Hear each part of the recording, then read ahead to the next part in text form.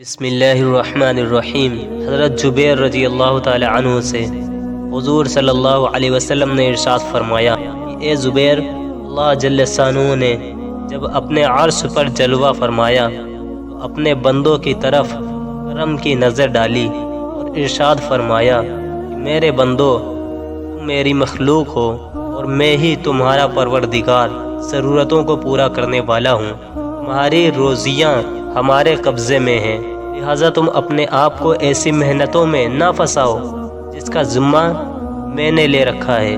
تم لوگ اپنی روزیاں مجھ سے مانگو، کیونکہ رزق کا دروازہ ساتوں آسمان کے اوپر سے کھلا ہوا ہے، جو خزانہ عرش سے ملا ہوا ہے۔ اس کا دروازہ نہ رات میں بند ہوتا ہے نہ دن میں۔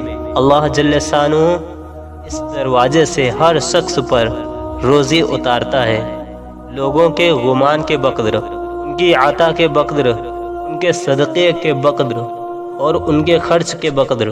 جو شخص کم خرچ کرتا ہے اس کے لیے کم اتارا جاتا ہے، اور جو شخص زیادہ خرچ کرتا ہے اس کے لیے زیادہ اتارا جاتا ہے۔